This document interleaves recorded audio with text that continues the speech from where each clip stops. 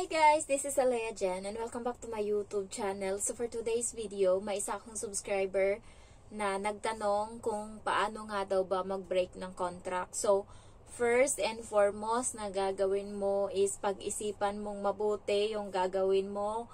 Kasi ang hirap ng buhay sa Pilipinas. Umuwi ako doon, 1 linggo lang ako, pero grabe, suko ako sa mga bilihin, sobrang mahal. Dito sa Hong Kong, nakabili pa ako ng gulay na halagang 70 pesos sa pera natin. Broccoli, labanos 1 peraso, isang malaking broccoli. And then,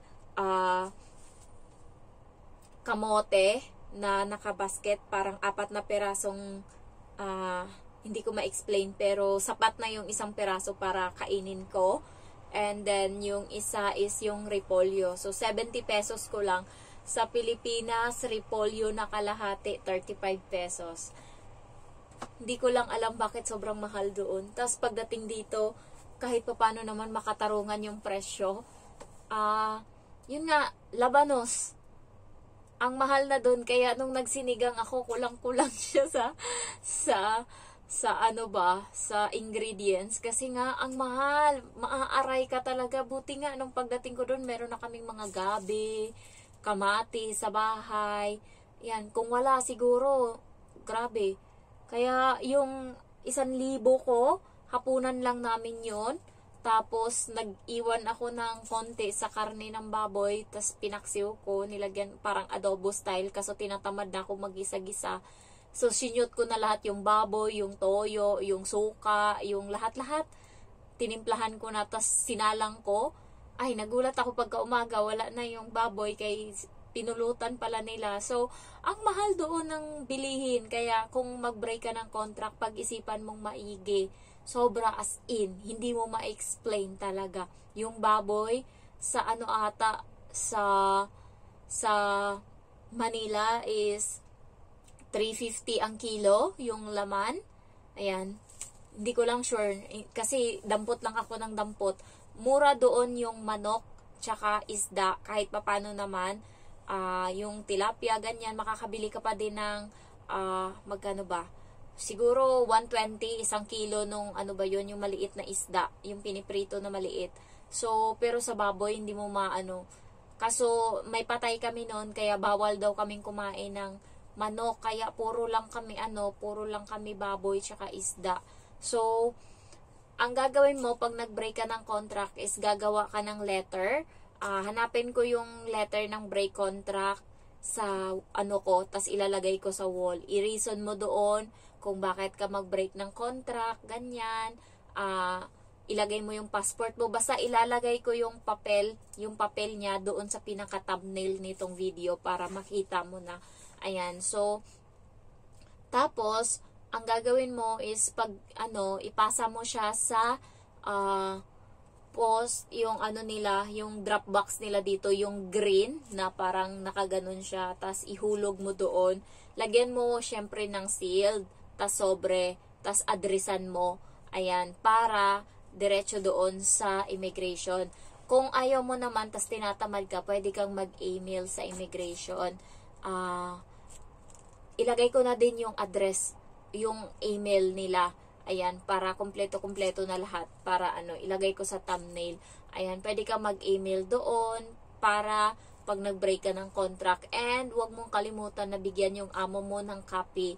So, ihanda mo na din yung sarili mo kasi pag nag-break ka ng contract, doon na magbabago ang lahat. So, doon na mas masama yung pakikisama nila sa'yo. Doon na para sa kanila wala ka ng silbi. So, doon na pahihirapan kanila. 1 buwan ka maghirap, of course.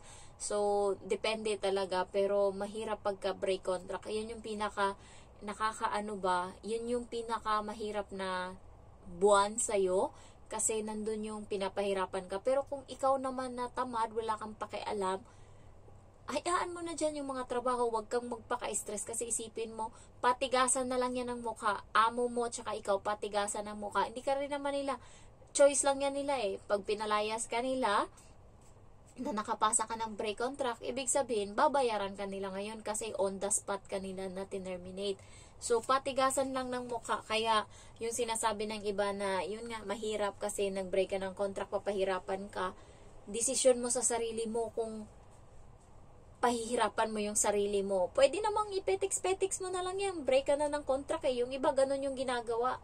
Break na ako, anuhan na lang tayo kung sino sa atin yung matibay. Ganun na lang.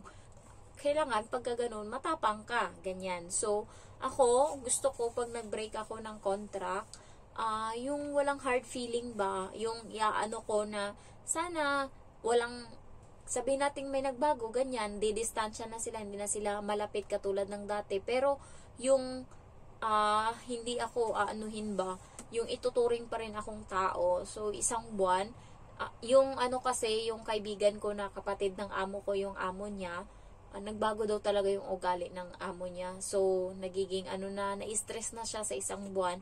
Meron pang nilaglag pa siya kasi nag-usap sila. Ang sabi sa kanya ng kapatid nitong amo ko na antayin daw muna siya, bigyan daw muna siya ng ilang linggo para dumating daw yung bagong katulong. Tas nagulat siya na niloko pala siya nito. Yung pinasa niya na papel, pinasa na pala ng amo niya yung papel niya. Tapos muntik na siya na mag-overstay dito sa Hong Kong. Buti na lang pumunta siya kaagad ng Macau bago pa matapos. Parang 1 day na lang ata yung natira. Kasi diba pagkatas ng break contract mo, meron ka pang 14 days na natira. Naubos yun ng amo niya, hindi sinabi sa kanya. Buti na lang kamo naisipan niyang, alam mo yung itanong sa kaibigan niya, doon niya nalaman na muntik na siya mag-overstay. Kaya talagang buti din nung time na yun, parang inano din siya ni God na yun din yung time na namatay yung papa niya. Kaya nagmamadali siyang umuwi noon. Kung hindi, baka na-hold siya sa immigration. Anong nangyari, hindi natin alam. Kasi nga, dinugaan siya ng amo niya. So, yun yung anuhan nyo. Huwag kayo, kapag nagpasa na kayo ng break contract, tuloy-tuloy nyo na yun. Huwag kayong magbago ng isip. Baka kayo yung, magantihan ng amo nyo. Kasi, mababait yung mga yan eh. Tapos, magugulat ka na lang, meron na palang pa-flight na ibang katulong na papalit sa'yo. So, ikaw ngayon yung nahanging. Ikaw ngayon yung naiwan sa ere. Kaya, pagka may decision kayo ng break ng contract, isipin yung maigi. Kasi, wala nang bawian yan. Pag binawi nyo yan, masasana yung amo nyo. Kasi, pag ngayon, nag-break kayo ng contract, tas kinausap kayo na ganyan-ganyan, pwedeng bawiin na lang natin, di binawi nyo. Ngayon, pag nagbago na naman yung ugali niya, naging salbahay na naman, tas maisipan mo na naman mag-break ng contract, hindi na kakaano sa immigration kasi parati mo nang ginagawa. So, yung pangalan mo na yung nakataya doon. Kaya dapat pag nag-break kayo ng contract, isipin yung maigi kung tuloy na ba talaga. Kasi nga, para wala nang atrasan, mahirap yung pangalan mo yung nakataya. So, ako kasi, pag nangutang ako, pag sinabi kong babayaran ko, kahit wala akong pera, hahanapan ko ng paraan yan, uutangan ko sa iba yan para mabayaran lang kita. Kasi nga, nag-promise ako ng date sa'yo eh. Yun, gusto ko yung salita ko ba, hindi nasisira, para makaulit ka. Alam mo yung mga tao na mga ganyan, sa isang araw, pagka nagka-problema ka, hindi pwedeng sa lahat ng mga nakakakilala sa'yo, inutangan mo, binayaran mo, walang magpapautang sa'yo dyan. Kasi nandun yung tiwala, hindi nasisira. Kaya, yun talaga, pag-isipan yung maigi pag nag-break kayo ng contract. Pero kung hindi na talaga kaya, tas yung utak nyo, nabuburyong na, na talaga, ituloy nyo na yung break contract nyo. Pero yun nga lang, mahirap sa Pilipinas. Grabe sa hirap, guys. Kailangan may pundar muna kayo. Importante yung bahay.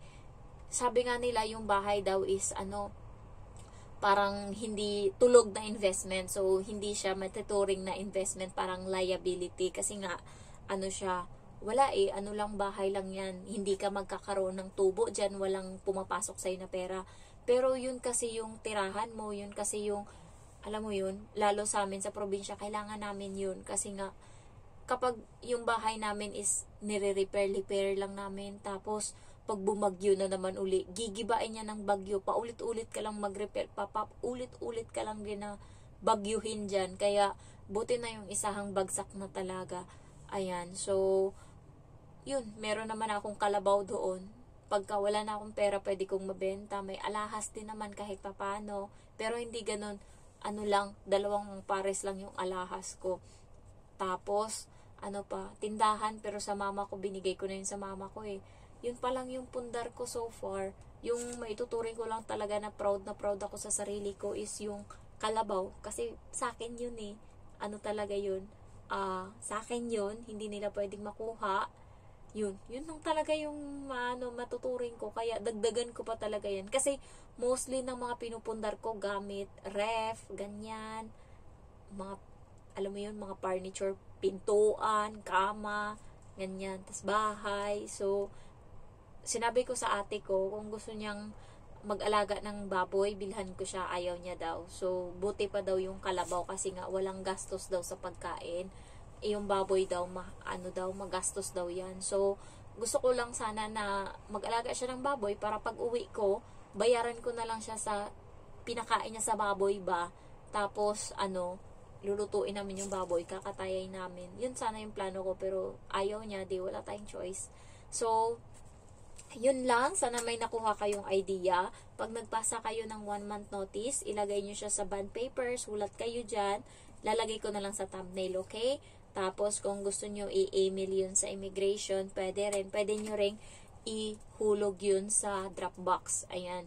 So, lagyan nyo lang ng sticker sa 7-Eleven na yun yung parang pamasahe ng, ng sobre mo. So, mga 1 week siguro, darating na yung letter galing immigration, bibigay niyan sa amo mo, address yan sa amo mo, na yun nga, ito yung nag-terminate ka ng contract, ito yung reason mo, kasi nakakita ako dito sa bahay ni amo, 2.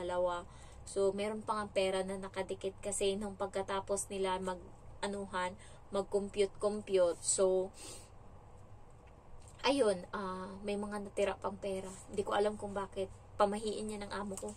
Marami yan siya mga nakasiksik ng pera kahit saan-saan. So, yun, mabuti tong amo ko magpasahod. Alam mo yung 3 months lang yung katulong niya, tapos binigyan niya ng 3.5 days na parang annual leave kasi nga nag-break ng contract. So far, fair naman yung amo ko pagdating sa bayaran. So, yun lang guys. Thank you for watching and I love you all. Bye-bye.